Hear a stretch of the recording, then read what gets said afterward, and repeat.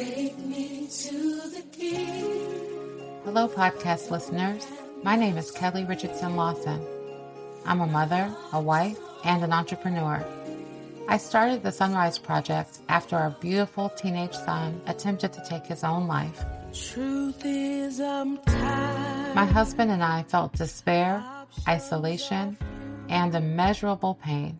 I knew in my heart we needed a place for Black parents to share their struggles, find mutual support, and help our beloved children who struggle with mental wellness, addiction, or both. Each weekly podcast features an expert who shares their knowledge and takes questions from parents and children. Take me to the king.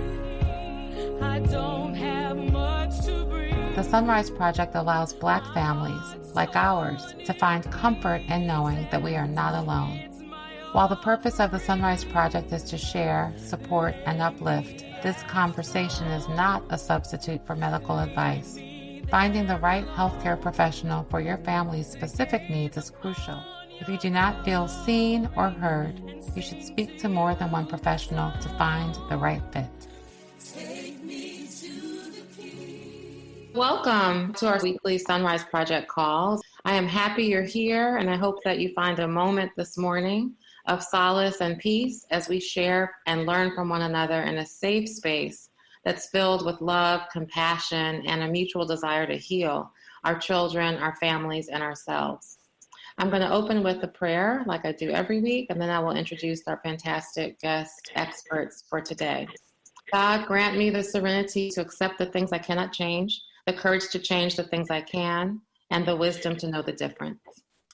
For our previous calls, since we started this movement, we featured experts in mental health, addiction, and education, and they were all mothers themselves. Today, we decided to let all of our expert moms take a break, and we invited two expert fathers to be with us as our special guests.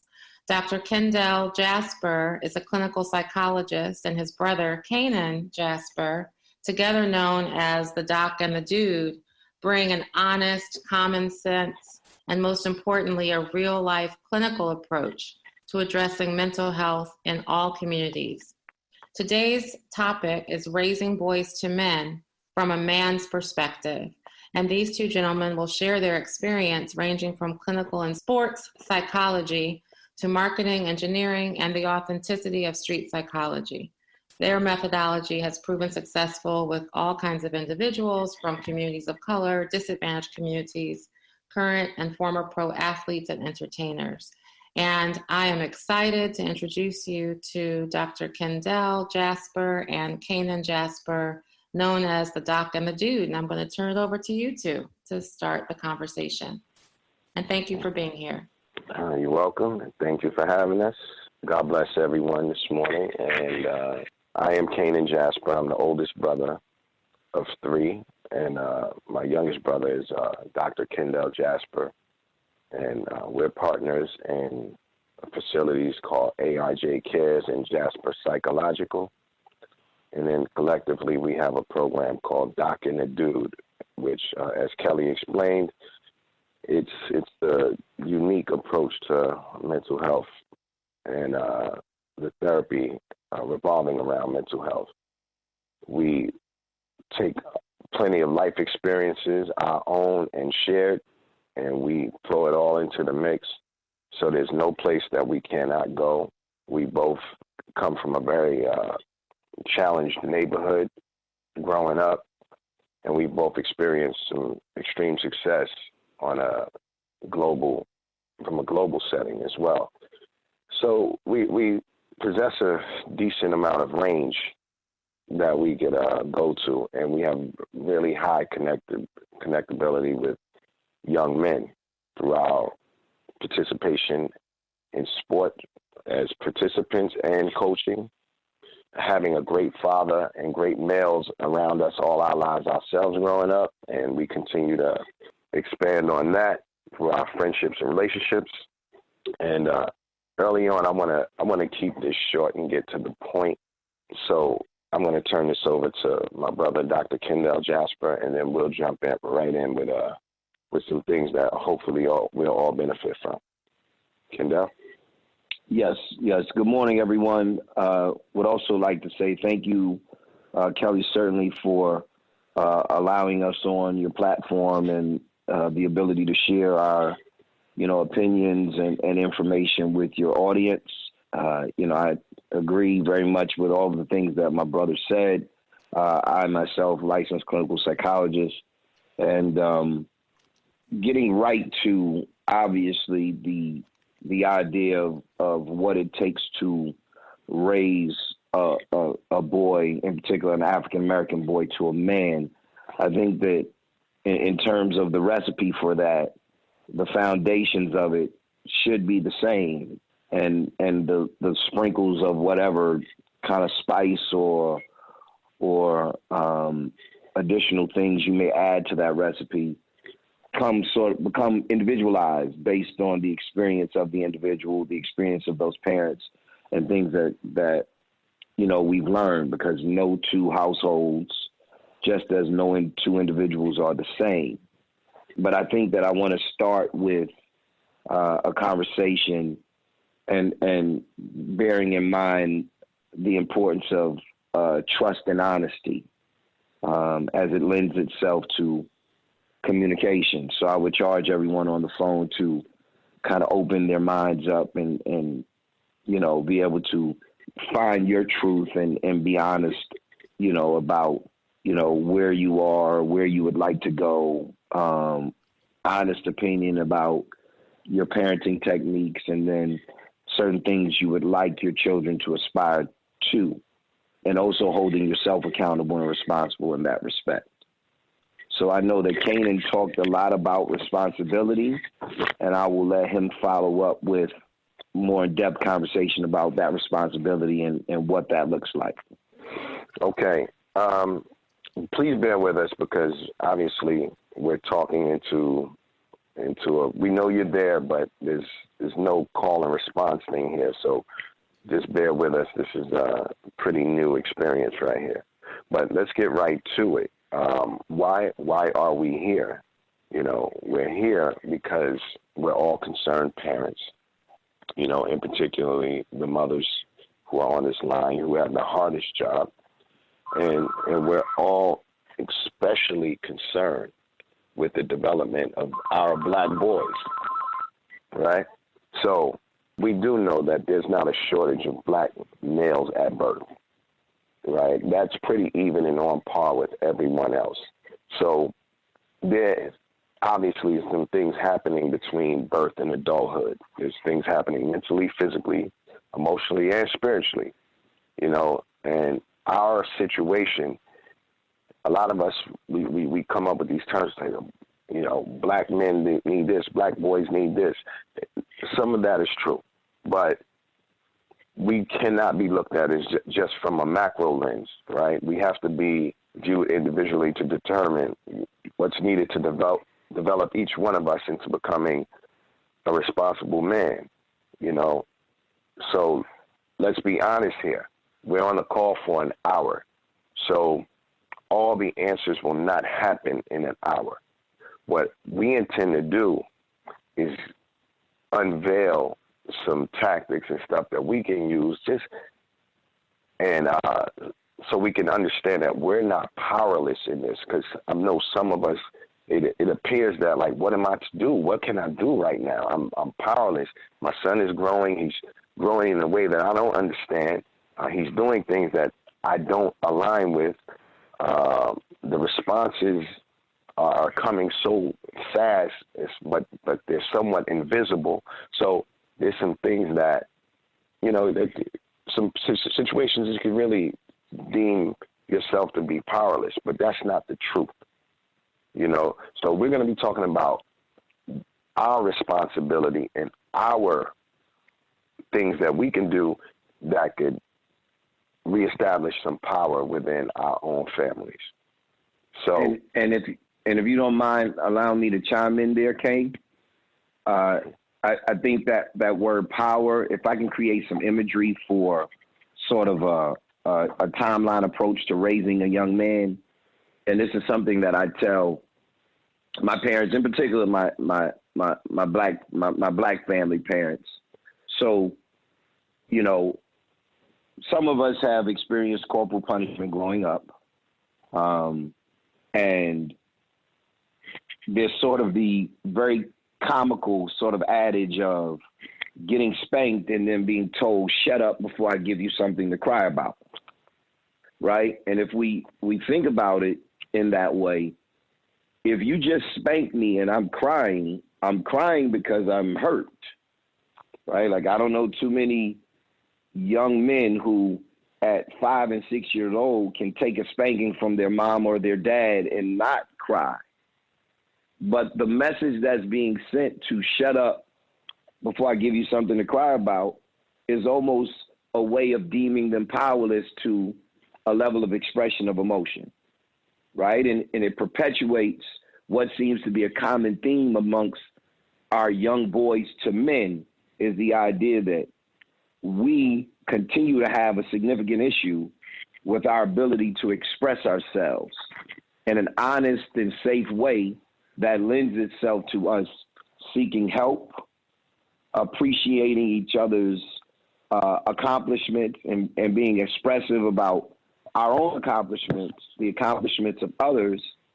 More importantly, on the downside of that, the issues that we're having. So as a result of that, we continue to find ourselves in a space where we're less apt to seek help that incorporates being able to express yourself or wanting to express yourself about the things that are going on. And that happens in every sort of sector: health as it pertains to job satisfaction, as it pertains to relationships, as it pertains to health and seeking health care, as we continue to be a population that underutilizes medical care, mental health care, resources that are available to us as it relates to vocations, vocational trainings. So, you know, some people may say, hey, listen, what is he saying, not to spank? What I'm saying is that there are advantages and disadvantages to corporal punishment, but there's a much more of a disadvantage to blunting or making comments that would lend themselves to our young men not feeling like it's comfortable for them to express how they are feeling. Right. And if they want to cry and it wants to be one of those long pause, snotty nose cries, then let them have it. You know, because those are things that are lending themselves to being able to soothe and conditioning us to say, okay, although I was punished, I was able to express how I felt out of that punishment, even if I couldn't explicitly speak to my parent and tell them I thought it was wrong for me being spanked or punished in that respect. So understanding, and this is Kainon again, you know, before we get to solutions, we have to understand the problems that we're dealing with. Sometimes rushing to solutions can be far more dangerous if we don't understand the problem and the problematic experiences that we are undeniably faced.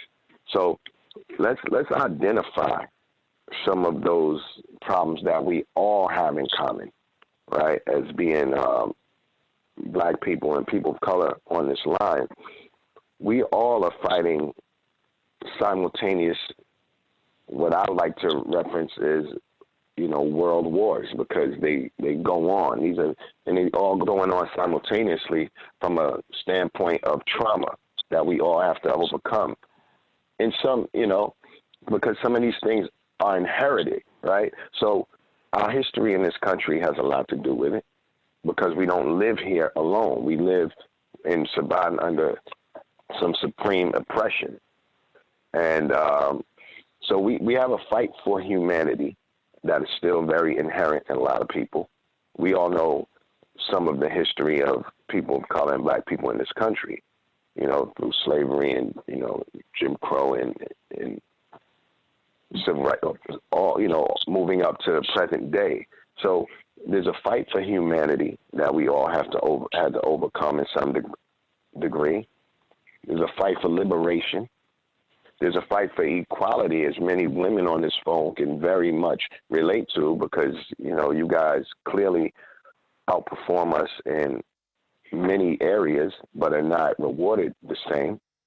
And then many of us have to fight for survival because there's some blatant things going on right in front of our eyes to try to show us that our lives are not valuable. So these things that we are dealing with collectively, but from different perspectives. You know what I mean? Our young men have to view this, and their worlds change immediately. So because their worlds are changing very fast, we have to change as well as parents. And understanding our enemy is part of it. You know, our enemy is systemic, it's institutional, it's media-driven, and it's funded by economics, in which we're the most valuable commodity. Our black sons are the most valuable commodity.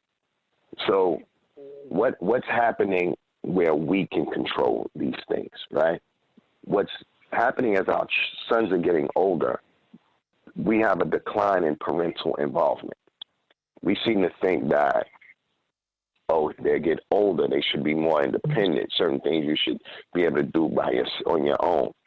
Well, that's not necessarily true. You know, as we get older, our children need more of our time because, you know, the circumstances become much more serious. You know, their errors are not looked at the same anymore. You know, a 13-year-old boy, was it Tamir Rice? 11-year-old boy, one small mistake can cost him his life. So we have to spend more time with our children. We have to come to more PTA meetings as they get older. We have to force different conversations. You know what I mean? What's happening? What else is happening with them? It's a tremendous increase in peer pressure. So we got to step in there too. You know, these are the things that we can do that give us some sort of power and input, right? We have to direct them to their role models, you know? And as for the young boys, we have to emphasize that their role models are black men. Why is that? Why is that? Because I guarantee you that you can say some things to your son, but if a man is in front of him, he's going to respond in a different way because some of the many conduits for communication are going to lie between two men that they're going to be received differently if it's coming from a woman to man, because there's so many unspoken communication opportunities there that he may not understand or that you may not understand. You know, so we all need help in that communication when a child is getting older. And if I could chime in, I think that with all of that being said, I think that the other piece to that is due to sort of the psychology behind racism and oppression. As this young black man is maturing and identifying who his role models are, identifying the choices that he needs to make, he's also battling, and as he becomes more of an abstract thinker through his level of development, he's also battling with who his true self is versus who his assimilated self should be. So the other part to that is we aspire to have our young men be in the best educational environments, be in the best and safest sporting environments, be in the best, employment environments, right? And a lot of times those environments incorporate individuals of other races, in particular the majority race. So there are times when the presentation of a young man can be inattentive or aloof or distant. And some of that is about his own personal journey, his own personal mental journey of identifying how do I balance my true self versus who I'm supposed to be when I'm out in public. And everybody has that. Everybody has that battle. However, for African-American men and boys, that battle comes with consequences that don't look like everyone else's. Right. Because those consequences end with a young man going jogging who ends up thinking that it's going to be a day of exercise to no longer being on this earth. As in his truest form, he's a threat. And even in his assimilated form, he's still a threat.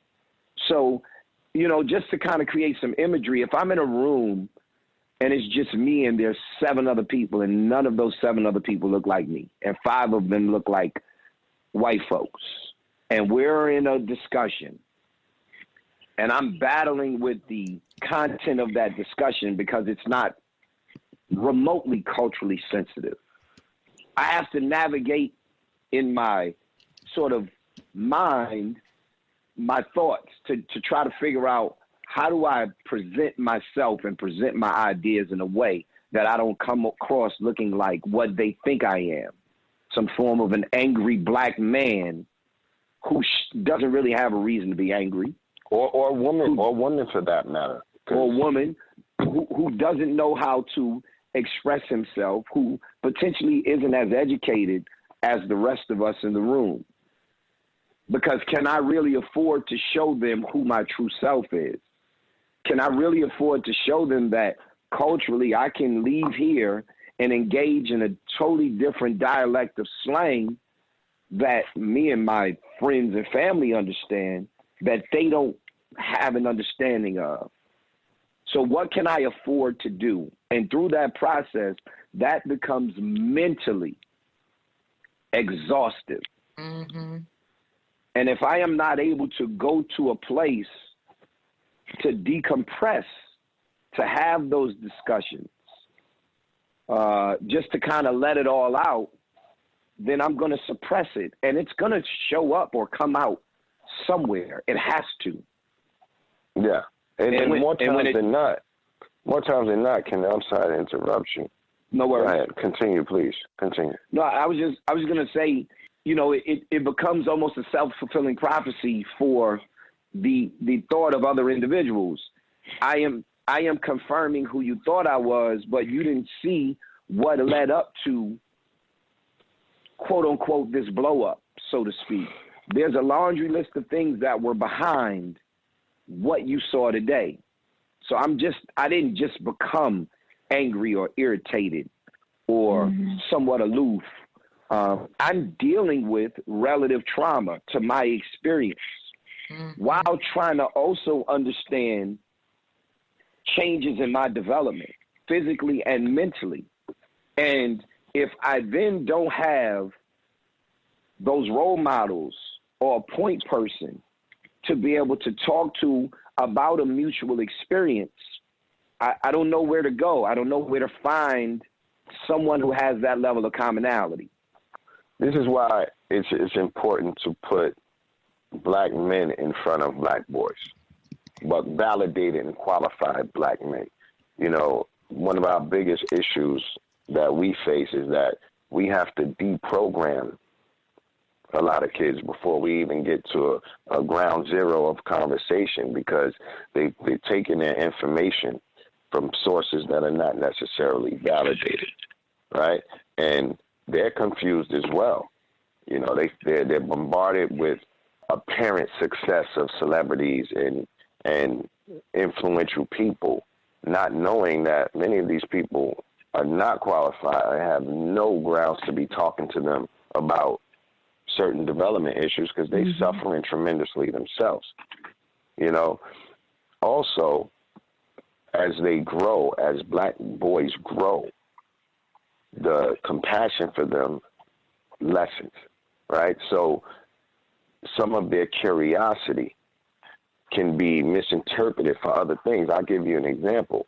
You know, boys learn different from girls, but as schooling goes further, particularly starting in the 5th or 6th grade, a lot of times the settings are not designed for male learning unless you are in a different cultural setting. You know what I mean? Most of our boys have to be many different people just going to and from school with their friends outside of school, their friends inside of school. But the perception of who they are from the world, and then who they really are inside. And again, all of the compassion across the board changes because as he grows bigger, he starts to look like a man. Well, now there have become some similarities to maybe an unfavorable experience that a young lady dealt with. Maybe her father was absent. Maybe she had a bad breakup with a boyfriend. And here's another man with that same potential standing in front of her. So he has to deal with that as well. And believe me, I'm only saying it, I know that women have to deal with way more stuff. You know what I mean? So I'm only saying this because we're talking about black boys right now. But sometimes, hold on, Kendell, sometimes his curiosity can be misinterpreted. Like, for instance, if the learning style is not appropriate for him in school, and he needs to learn something, but he wants to know why he needs to learn this. Why do I need to learn this? This doesn't make sense to me. This is not going to help me in life. So why are you overemphasizing that I learn this, that I get this good grade here, or what have you? You know what I mean? But it's unrealistic for us to expect a child to spend 12 years in school pre-college, then possibly 4 years in school in college, and maybe even grad school, and not have some input or some strong questions on why it's important to learn those concepts. So the curiosity can be misinterpreted as belligerence or defiance, and that's not what it is. He needs to know, and somebody needs to explain this to him in ways that he understands in real life terms. And oftentimes we struggle with that. But I'm sorry to cut you off. I just have to ask you, how do you respond to that? My 17-year-old wants to be a rapper and has no interest in school right now, even though, he's doing well in his AP calculus and all these great classes, but has zero interest in school. How do you explain why it's important to get a high school degree? Can I chime in real quick, Kay, and I'll let you get back to it. So here's where sort of the rubber meets the road, right, with black parents, right? Yes. The idea that we engage in sort of those absolutist belief approaches and more of an authoritarian sort of parenting style, right? Listen, you're going to do this because I said so, right? Correct. We're not in the business of you asking me any questions after I give you some directives. Like, don't talk back to me. Don't ask me why. You're not in a position to ask me why because I know better than you, right? The response to that is education obviously is the equalizer, right? And the idea that if you educate yourself on topics, then you're less inclined to be misled. You're less inclined to be easily influenced in a negative way. You're less inclined to be taken advantage of. And that education in most situations fosters more questions. And you want to know more about the why and the understanding of the mechanism. Now, there also has to be some compromise in that. So you may not want to go to college, right? I think that you should go to college, right? But ultimately, here's the very strong reality of it. If the kid is 17 or 18 years old and they graduate from high school and they decide they don't want to go to college, you are in fact deemed powerless on what to do next. You can't beat them over the head and drag them to school. I mean, you could, but they may decide that they don't want to do that. So where's the level of compromise? Where's the ability as an adult to say, hey, listen, this is what I want for this kid. If the kid doesn't get it, right, it may pain me. And I may feel like I failed that individual, but to a certain degree you haven't, because individuals will choose their own path, regardless at times of what you put in front of them. So I think part of the answer and response to that is to engage in some self-reflection and look at yourself and the idea that, am I putting on this individual, whether he's my son or not, my ideas for his success? Because although it has worked for me, it may not necessarily work for him. Now, I'm a black dad, so like I can say all of that, you know, intellectually, but I also can say that you're not just going to be around my house not doing anything, right? And because those are things that I've heard. So you're going to learn a trade. You're going to learn how to support yourself, because although you're going to make this more difficult, you can potentially make this more difficult for yourself. There is a way that I need to do my job and educate you and show you that you need to, you know, be able to support yourself. And if that is being a sanitation worker, or if that's being an astrophysicist, you know, we got to figure that out and find some common ground. But let's be very real and honest here, right? It's some scary-ish to have your 17-year-old son say, you know, yeah, I'm gonna push aside all this input that you put into me, all of these school and you know, the studying and the extracurricular activities and everything. I'm gonna push all this aside because I want to be. Go ahead, I'm gonna be this rapper. You know what I'm saying? I want to rap. That's scary to any parent. You know, so my response to you, Kelly, is this: one, he has to have some real live conversations, validated conversations about what his statement is saying. All right, you want to rap, or do you want to do something else? If you want to rap, rap. You can rap all day long. You can rap while you're working. You can rap while you're in school. Do you want to rap, or you want to rap because you look at it as you identify and rap with some degree of success?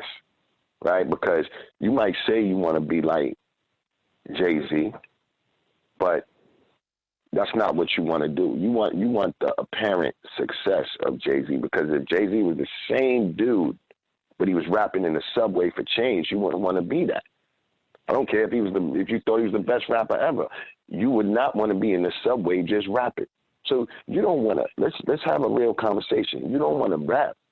You want to be financially successful and with the apparent or alleged accolades that you think rappers receive.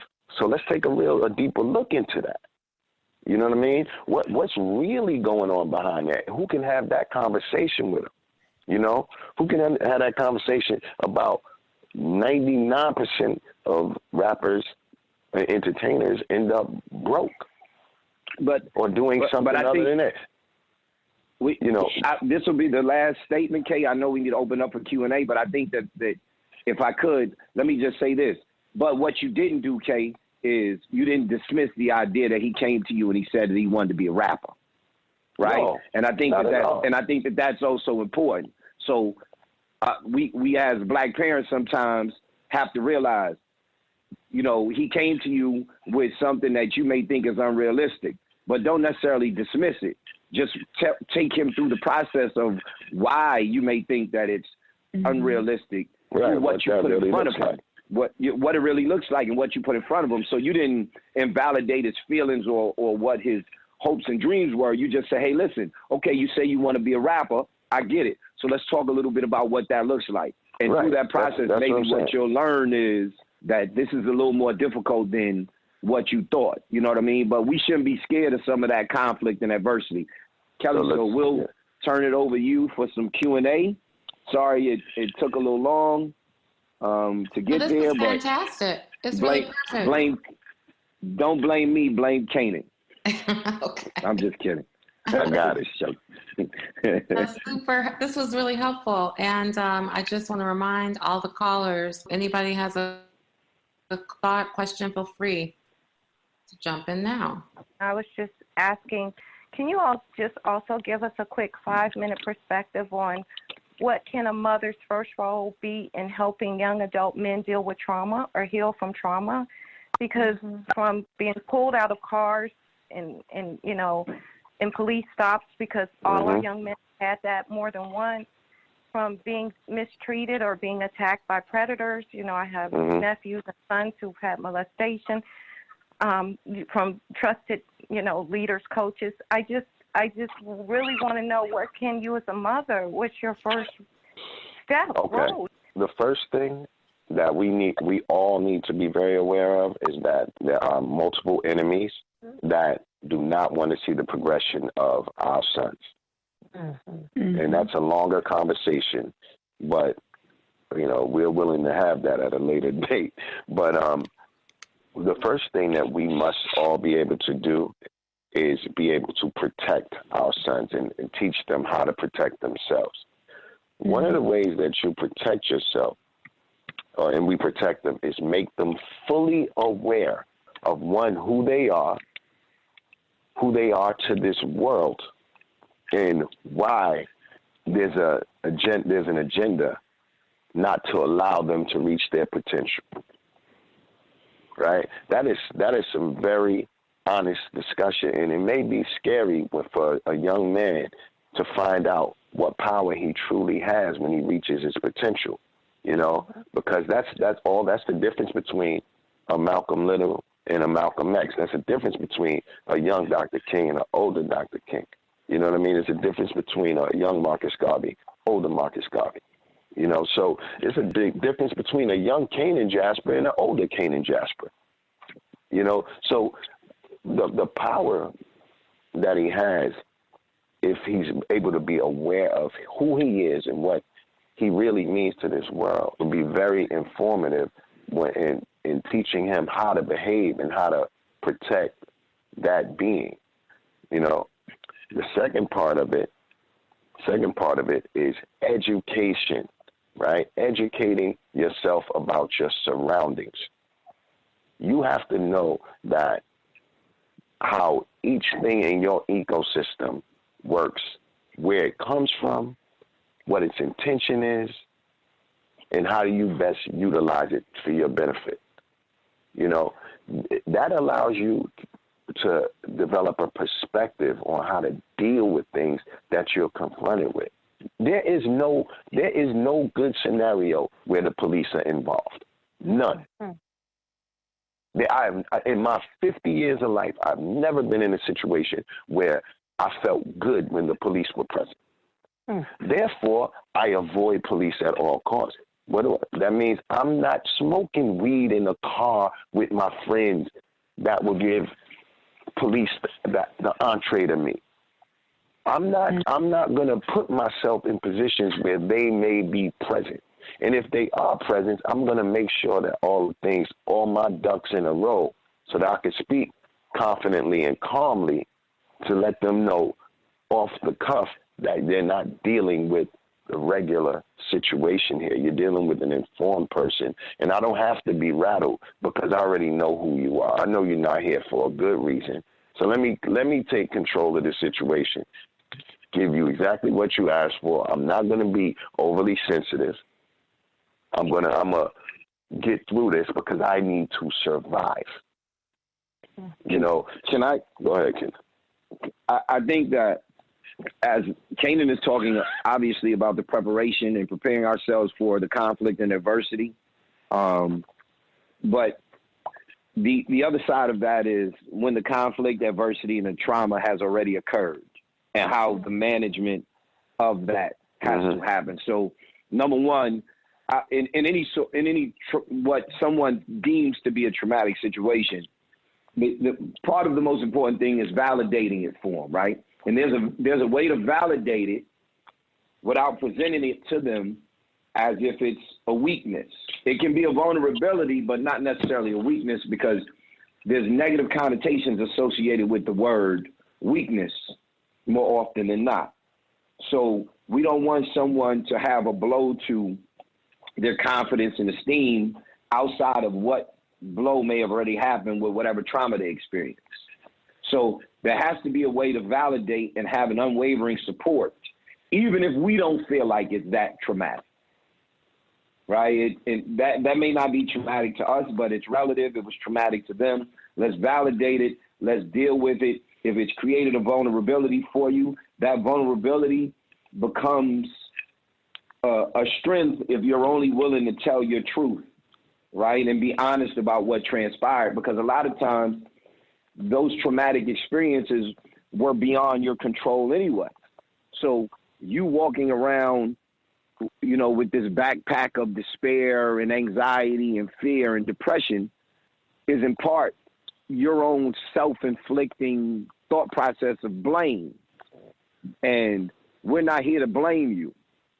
What we're here to do is say, hey, listen, it's happened.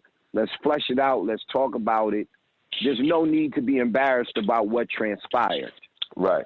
Right. And we're going to continue to work through it and turn that embarrassment into, something that can be used as a strength, or something that, it's not difficult for you to process or think about.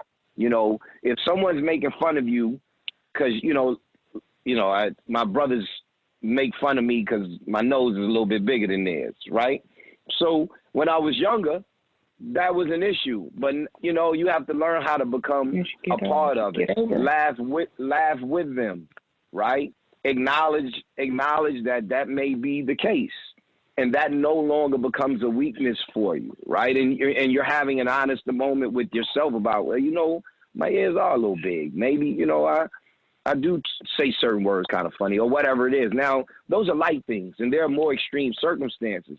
But I think that if we build that person up through conflict, through adversity, through the acknowledgement of validating issues and then having those discussions, when we do get out here, we've created a person who manages those traumatic experiences that are put in front of them a little different.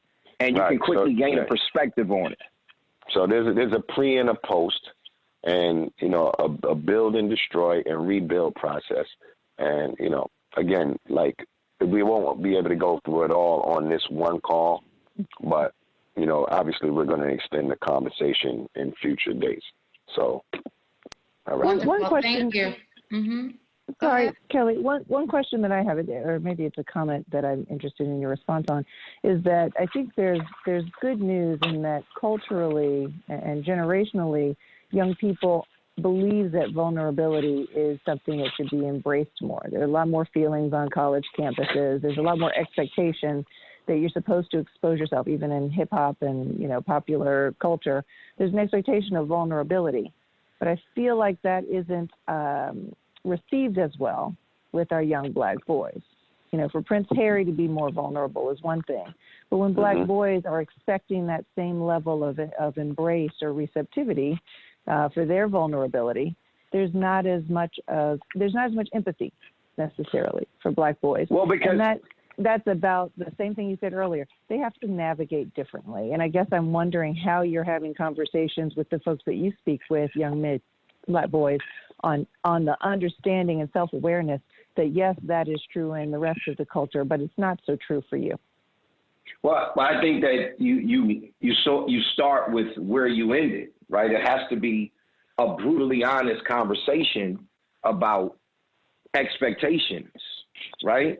But it's also about understanding your power, right? So the world is less forgiving to those that are deemed as a threat because of the power we have, right? We are the individual who can go anywhere in this world and recreate ourselves, right? We are a race of people that can go anywhere in this world and recreate ourselves, right? So that comes with a power that's vastly different than most other races of people, right? But that doesn't mean that we discourage you to not express yourself. Just be prepared for what comes next. Part of what culturally has become an issue is the idea that the ability to have an opinion gets lost into shaming someone for an opinion that they have, right?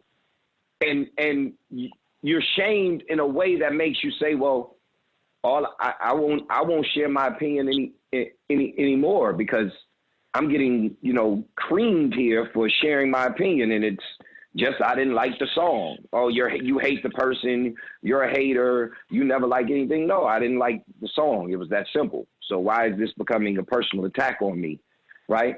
So we have to prepare them, and it very much has to look like an exercise of preparation. If the people who care about you the most tell you no, and they can still show you that they love you and you can get through that, then anyone can tell you no. because it's less meaningful to hear from someone else other than those that care the most about you. And if they're brutally honest with you, hearing some of that honesty from someone else kind of takes on a different connotation because I've heard it and we've practiced it, and I've been conditioned to hear these things. I've been conditioned to hear that truth, right? And with all that being said, you know, being emotionally available and responding and showing unwavering support does not mean that there isn't a point where having a conversation about being more autonomous, right? You know, showing some grit can occur. They aren't mutually exclusive. They can occur at the same time. Okay. Great. Okay, thank you for that. Is there any other comment or question? For me, this is right in line with adulting, right? Because many of the folks on this call, as the brothers stated earlier, are people of a certain level of affluence, right? Mm-hmm. But we may not have seen that prior to this generation. So like for many of us, for our parents, they were told at 18, you get to go to college, you get married, you get a job, or you're going to the services, right? So our children that we're parenting, who are given the privileges that we may not have seen in previous generations, they see this affluence with no end in sight. So how do you, I guess my question is, when you have a child who has been given the keys to the kingdom, they see the affluence and you want to put limits on it, and not necessarily stating, you know, what you see is because of the blood, sweat, and tears of decisions that we made. If you choose to make different decisions, that's fine. We don't care that you become a doctor, lawyer, engineer, Indian chief, etc. But there is going to be a time where you have to support yourself. And so in having that conversation, can you kind of give us some guidance so that it's not, you know, being cruel? Like basically you're going to get cut off if you don't figure it out. I don't care if you become a supervisor at CVS, but they see the influence. They know that you could continue to help them beyond a traditional adulting cutoff limit. How do you kind of navigate that chat? Well, one thing, you got to be honest with yourself. Are you ready to have that cutoff conversation? That's one thing. Right? Are you ready to watch that struggle? Do you view it as a failed attempt or a failed effort on your part? That's one thing. Other part of it is our parents, many of our parents live by a certain code, right? They say, I've achieved a level of success. You haven't achieved or earned anything. So, you know, we've heard the thing. I'm rich. You're not. You're just living here for this time. So you can't give somebody the keys to the kingdom if they haven't earned it. That goes against all principles that probably got many of us to the level that we are right now. You know, there was some degree of achievement, but we lived in a time frame where the background music, the theme music was achievement. They live in a lifestyle where the background music and the theme music is appointment. You know, so they're a little bit confused, and we have to reprogram. So one of the ways to equal and level the playing field is to institute an earning system, a true earning and reward system. We should not be rewarding our children if they haven't earned something. Just because we want to feel good about ourselves, that's a lot to do with us. But they should not be receiving it just because we received it and be like, well, I didn't have these things as a kid. Well, necessity is the mother of invention. Wow. Mm-hmm. So if you feel you need this, you will earn it. You will show me because I have it. What you can't do is go in my bank account and get this money. What you can't do is right now is pay for your plane ticket or pay for your car or something like that. So if you want these things, you want these sneakers, you want this, this video game or what have you, you're going to have to earn it. I will give you necessities. I will feed you. I will clothe you. I will give you a place to live with a time limit on it. Yes. But all That's those extras, you have to earn it. And we have to be because those are the things that we can control, and we can take some of the power back. You know what I mean? Yeah, I was just going to say, we could go on and on and on. You all have been incredible this morning. I want to just say, I wish we had all day, but I want to just close out with a prayer. I'd like to say thank you, Father, for allowing Dr. Kendell and Kainon Jasper to pour into all of us with wisdom, honesty, and compassion for us. Help us learn to have patience and to communicate with our children honestly, like they shared, without criticism or contempt. Help us to understand that our children's choices are their choices. And even if they are not our choices, help us find peace in them. Father, please place an army of people around our children. Help all of our children, specifically the ones that have mental health and addiction issues, and love them in spite of their various challenges. Father, you love us in a perfect way, even in the middle of our crises and in the middle of our children's crises. You love them perfectly too. Thank you for loving our children beyond our capacity. When we can't see what's happening in our children's lives, we can still rejoice because we know you hold them in your hand. Father, please protect our little Black boys and girls and keep them safe, particularly as they're growing into beautiful young men and women in America. Thank you for your undying love for us and for blessing us today with these powerful words from the Jasper brothers, today and always, in Jesus' name, amen. And thank you so much, Dr. Kendell and Kainon. And yes, we would love to have you on again at some point. Really appreciate you both. And, amen. Thank you. Thank you. Yes, thank you for having so us. much. I'm Kelly Richardson Lawson, and you've been listening to the SonRise Project podcast. You can follow SonRise wherever you listen to podcasts.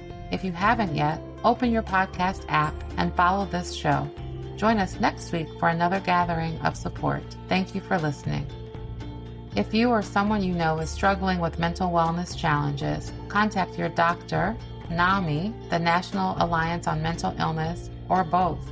You can reach NAMI's helpline at 800-950-6264, Monday through Friday, 10 a.m. to 8 p.m. Eastern Time, or email at info@nami.org. Volunteers are working to answer questions, offer support, and provide practical next steps.